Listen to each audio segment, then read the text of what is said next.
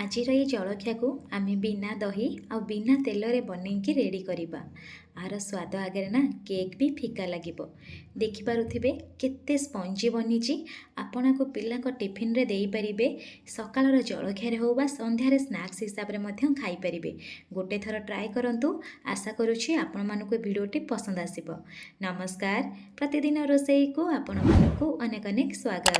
ଆପଣମାନଙ୍କୁ ଅନୁରୋଧ ରହିଲା, ଯଦି ଚ୍ୟାନେଲରେ ନୂଆ ଅଛନ୍ତି କିମ୍ବା ଚ୍ୟାନେଲକୁ ସବସ୍କ୍ରାଇବ୍ କରିନାହାନ୍ତି, ପ୍ଲିଜ୍ ଗୋଟେ ସବସ୍କ୍ରାଇବ୍ କରିନେବେ। ଏ ଜଳଖିଆ ପୁରା ହେଲ୍ଦି ଉପରେ ବନେଇବା, ସେଥିପାଇଁ ମୁଁ ଏଠି ସୁଜିର ବ୍ୟବହାର କରୁଛି। ଗୋଟେ ବାଉଲରେ ମୁଁ 2 କପ୍ ସୁଜି ନେଇଛି।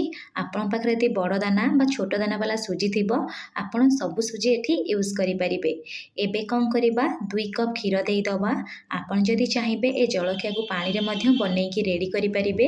ନହେଲେ ନାହିଁ ଏଠି କ'ଣ କରିବେ ନା, ମିଲ୍କ ପାଉଡ଼ର ତା ସହିତ ଗରମ ପାଣି ଦେଇକି ମଧ୍ୟ ବନେଇ ପାରିବେ। ଆପଣଙ୍କୁ ଯେଉଁଟା ପସନ୍ଦ ଆପଣ ସେଇ ହିସାବରେ କରିପାରିବେ। ଏବେ ସବୁକୁ ଭଲସେ ମିଶାଇ ନେବା। ମିଶାଇ ସାରିଲା ପରେ କଭର୍ କରିନେବା। କଭର୍ କରିକି ସୁଜି ଟିକେ ସେଟ୍ ହେବା ପାଇଁ ପାଖାପାଖି 10 ମିନିଟ୍ ଛାଡ଼ିଦେବା। ତା ଭିତରେ ଚାଲନ୍ତୁ ଅଲଗା ପ୍ରିପାରେସନ୍ କରିବା। ଏ ଜଳଖିଆକୁ ମୁଁ କେକ୍ ଟିନ୍ରେ ବନେଇବି। ଆପଣଙ୍କ ପାଖରେ ଯେକୌଣସି ଷ୍ଟିଲ୍ର ଜାଗା ଥିବ ବା ବାଉଲ୍ ଥିବ, ସେଥିରେ ମଧ୍ୟ ବନେଇ ପାରିବେ। ନହେଲେ ଛୋଟ ଛୋଟ ଗିନାରେ ମଧ୍ୟ ବନେଇ ପାରିବେ। ନହେଲେ ଇଟିଲି ଛାଞ୍ଚରେ ମଧ୍ୟ ବନେଇକି ରେଡ଼ି କରିପାରିବେ। ଏବେ ଟିକେ ତେଲ ମାରିକି ଗ୍ରେସ୍ କରି ନେବା, ଗୋଟେ ସାଇଡ଼୍ରେ ରଖିନେବା। ଏପଟେ 10 ମିନିଟ୍ ହେଇଗଲାଣି। ମୁଁ ଏବେ କଭର୍କୁ କାଢ଼ି ନେଉଛି। ଆପଣମାନେ ଦେଖିପାରୁଥିବେ ସୁଜି ମଧ୍ୟ ଭଲସେ ଟିକେ ସେଟ୍ ହେଇଯାଇଛି। ଏବେ 1ରୁ 2 ମିନିଟ୍ ଆମେ କ'ଣ କରିବା ନା, ସୁଜିକୁ ମିଶାଇ ନେବା। ମିଶାଇ ସାରିଲା ପରେ ମୁଁ ଏଠି କ'ଣ କରୁଛି ନା, ଆହୁରି ଅଧା କପ୍ କ୍ଷୀର ଦେଉଛି। ଗୋଟେ କଥା ଧ୍ୟାନ ଦେବେ, ମୁଁ ଏଠି 2 କପ୍ ସୁଜିରେ 2.5 କପ୍ କ୍ଷୀର ପାଖାପାଖି ୟୁଜ୍ କରିଛି।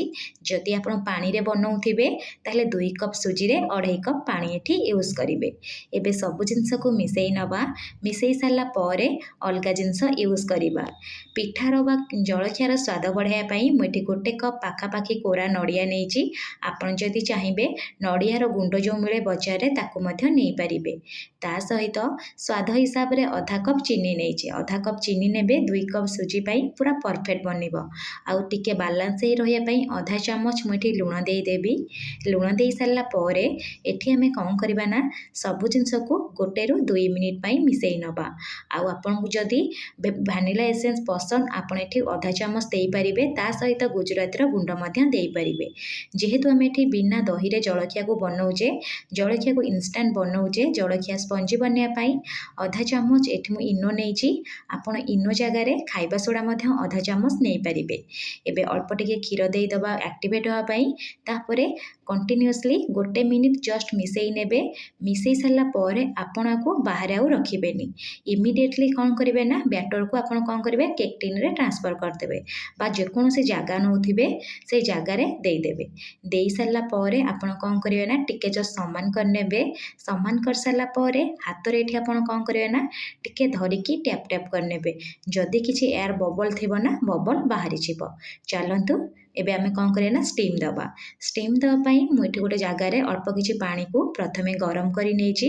ପାଣି ଯେତେବେଳେ ଗରମ ହେଇଯିବ, ଆପଣ ଏମିତି ଗୋଟେ ଷ୍ଟାଣ୍ଡ ରଖିଦେବେ। ଯଦି ଆପଣଙ୍କ ପାଖରେ ଷ୍ଟାଣ୍ଡ ନଥିବ, ଆପଣ ଯେକୌଣସି ଗୋଟେ ପ୍ଲେଟ୍କୁ କ'ଣ କରିବେ ନା, ଓଲଟେଇ ନେବେ। ଓଲଟେଇ ସାରିଲା ପରେ ରଖିନେବେ।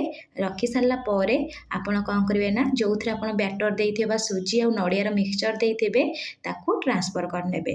ଯଦି ଇଟିଲି ଛାଞ୍ଚରେ ବନାଉଥିବେ, ଯେମିତି ଆପଣ ନର୍ମାଲି ଇଟିଲି ବନାନ୍ତି, ସେଇ ହିସାବରେ ଆପଣ ଏଠି ବନେଇ ପାରିବେ। ଏବେ କଭର୍ କରିନେବା। ଫ୍ଲେମ୍କୁ ଲୋ ଟୁ ମିଡ଼ିୟମ୍ ରଖିବା। ମିଡ଼ିୟମ୍ ଫ୍ଲେମ୍ରେ ପାଖାପାଖି 25ରୁ 30 ମିନିଟ୍ ଏଠି ଛାଡ଼ିଦେବା। 30 ମିନିଟ୍ ହେଇଗଲା ପରେ ମୁଁ ଏଠି କଭର୍କୁ କାଢ଼ି ନେଉଛି। ଆପଣମାନେ ଦେଖିପାରୁଥିବେ କେତେ ବଢ଼ିଆ ସେ ଫୁଲିଛି ଆଉ କେତେ ସ୍ପଞ୍ଜି ମଧ୍ୟ ବନିଛି। ଆପଣ କେମିତି ଜାଣିବେ ଆପଣଙ୍କ ପିଠା ବା ଜଳଖିଆଟି ବନିକି ରେଡ଼ି ହେଲା କି ନାହିଁ? ଗୋଟେ ଛୁରୀ ବା ଟୁଥପିକ୍ ନେବେ। ଏମିତି ନେଇକି ଟିକେ ଜଷ୍ଟ ମଝିରେ ଇନସର୍ଟ କରିନେବେ। ଯଦି ପୁରା କ୍ଲିଅର ଆସୁଥିବ, ଜାଣିବେ ଯେ ଜଳଖିଆଟା ପୁରାପୁରି ପରଫେକ୍ଟ ବନିଯାଇଛି। ଦେଖନ୍ତୁ ଉପରେ ଟୋଟାଲି ପାଣି ଟାଇପ୍ର ଲାଗୁନି।